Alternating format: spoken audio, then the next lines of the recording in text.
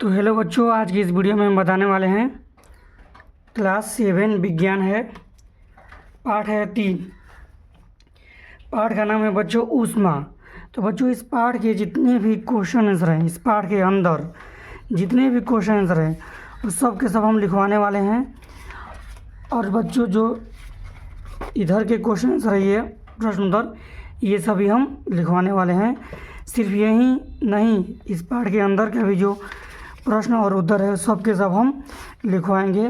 तो बन रहे इस वीडियो में, वीडियो को पूरा देखिए। अगर वीडियो अच्छा लगे तो वीडियो को लाइक कीजिए और चैनल को सब्सक्राइब कीजिए। तो चलिए बच्चों शुरू करते हैं। देखिए पाठ है, अध्याय 3 है। पाठ का नाम है ऊष्मा। तो बच्चों इस पाठ का पहला प्रश्न है, थर्मामीटर किसे कहते हैं। तो देखिए बच्चों, तापमान मापने के लिए उपयोग की जाने वाली युक्ति को थर्मामीटर या तापमापी कहते हैं। थर्मामीटर के दो नाम हैं, क्या है, थर्मामीटर या तापमापी कहते हैं। थर्मामीटर और तापमापी दोनों एक ही नाम है। देखिए आगे, थर्मामीटर दो प्रकार के होते हैं। उत्तर, पहला है डॉक्टरी थर्मामीटर और दूसरा है प्रयोगशाला थर्मामीटर। आगे देखिए प्रश्न है, डॉक्टरी थर्मामीटर किसे कहते हैं। तो इसका उत्तर है, मानव शरीर या अन्य वस्तु का ताप मापने के प्रयोग किए जाने वाले थर्मामीटर को डॉक्टरी थर्मामीटर का। देखिए मानव शरीर या अन्य वस्तु या अन्य कोई मानव शरीर जैसा ही हो गया का ताप मापने के लिए किए जाने वाले थर्मामीटर को डॉक्टरी थर्मामीटर कहते हैं। अब देखिए दूसरा है प्रयोगशाला थर्मामीटर। प्रयोगशाला थर्मामीटर किसे कहते हैं। तो प्रयोगशाला में ताप मापने के काम में लाए जाने वाले तापमापी को प्रयोगशाला थर्मामीटर कहते हैं। समझ गए। आगे देखिए अगला नोट है, डॉक्टरी थर्मामीटर में 35 डिग्री सी यानी 35 डिग्री सेल्सियस से 42 डिग्री सेल्सियस, सी का मतलब सेल्सियस तक, देखिए 35 डिग्री सी से 42 डिग्री सी तक, या 94 डिग्री एफ यानी फ़ारेनहाइट, 94 डिग्री फ़ारेनहाइट से 108 डिग्री फ़ारेनहाइट तक ताप मापा जा सकता है। अगर सेल्सियस में मापेंगे तो 35 डिग्री से 42 डिग्री तक नाप पाएंगे बस। और अगर फ़ारेनहाइट में नापेंगे तो 94 डिग्री एफ से 108 डिग्री एफ तक। तो ज़्यादातर हम लोग डॉक्टरी में जाते हैं तो फ़ारेनहाइट तक ही तापमान नाप पाता है, सेल्सियस में नहीं नापते हैं।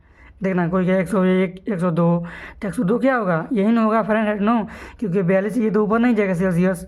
तो किस में नापते हैं, फ़ारेनहाइट में। समझ गए।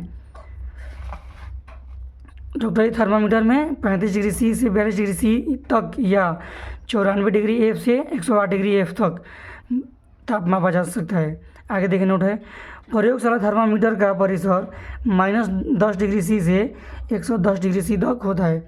प्रयोगशाला जो थर्मामीटर होता है ना, उसका रेंज होता है, रेंज मतलब परिसर -110 डिग्री सी से 110 -10 डिग्री सेल्सियस से 110 डिग्री सेल्सियस तक होता है। समझ गए, यहाँ से यहाँ तक नापाता है। आगे देखिए प्रश्न है, चालन किसे कहते हैं। तो वह प्रक्रम जिसमें ऊष्मा किसी वस्तु के गर्म सिरे से ठंडे सिरे की ओर स्थानांतरित होती है उसे चालन कहते हैं। समझ गए। ये वह प्रक्रम जिसमें ऊष्मा क्या ना, ऊष्मा किसी वस्तु के गर्म सिरे से ठंडे सिरे की ओर स्थानांतरित होती है, मतलब जाती है। देखिए यहाँ पर हम गर्म कर दिए, तो जब यहाँ से यहाँ तक जाएगा ना, इधर गर्म करें तो इधर क्या होगा, ठंडा होगा, तो इधर जाएगा तो धीरे धीरे क्या होगा, गर्म करता जाएगा। तो इसी को हम लोग चालन कहते हैं जब जाएगा तो। अब देखिए प्रश्न है, ऊष्मा का चालन किसे कहते हैं। देखो वह सिर्फ चालन था, अब ये है ऊष्मा का चालन किसे कहते हैं।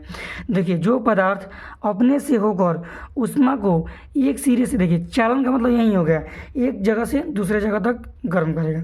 एक साइड गर्म करेंगे तो धीरे धीरे बढ़ते बढ़ते अगले सिरे तक भी वो गर्म कर देगा, जहाँ तक उसका कैपेसिटी होगा। वहीं देखिए जो पदार्थ अपने से होकर ऊष्मा को एक सिरे से दूसरे सिरे तक जाने देता है उसे ऊष्मा का चालन कहते हैं। समझ गए? ऊष्मा को एक सिरे से दूसरे सिरे की ओर जाने देता है। तो मान लीजिए हम यहाँ पर गर्म कर दिए, तो यहाँ से कहाँ जाएगा? इधर जाएगा। इसी को हम लोग ऊष्मा का चालन कहते हैं। जैसे लोहा हो गया, लोहा को एक साइड गर्म करेंगे तो धीरे धीरे उसका पूरे साइड गर्म होगा जहाँ तक जा सकता है। जैसे तांबा, एल्युमिनियम, जिसमें देखिए जिसमें बिजली एक जगह से दूसरी जगह जाएगी उसी को भी चालन ही कहते हैं, चालक कहते हैं। ये ऊष्मा का चालक है, एल्युमिनियम, तांबा इत्यादि। ऊष्मा का कुचालक किसे कहते हैं? कुचालक मतलब एक सिरे से दूसरे सिरे तक नहीं जाएगा या बहुत कम जाएगा। देखिए जो पदार्थ ऊष्मा को एक सिरे से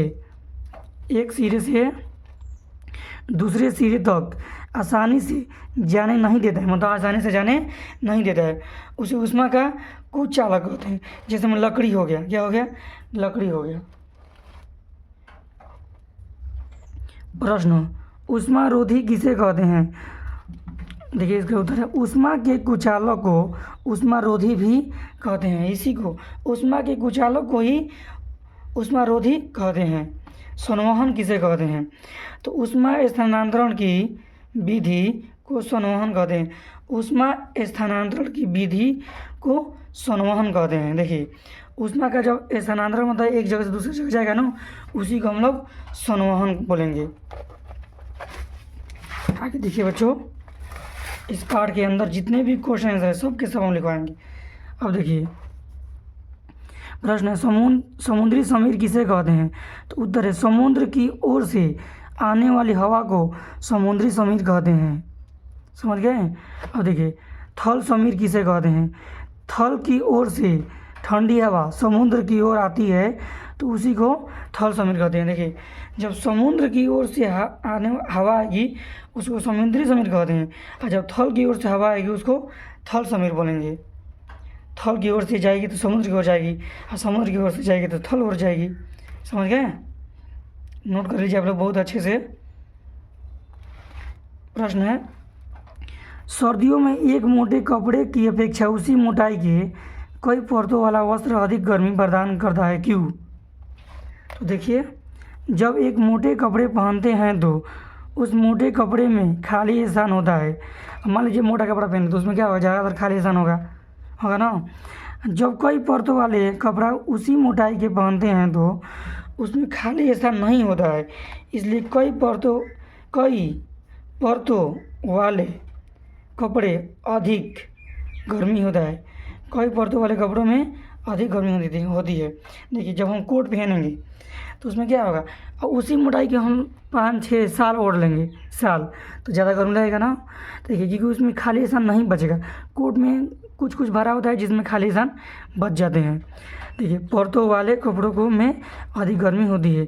यहाँ ये भी यहाँ पर लिखे हैं, नोट कर लीजिए आप लोग अच्छे से। प्रश्न है गर्म जलवायु वाली जगहों पर घरों को उजले रंग से रंगने की सलाह क्यों दी जाती है?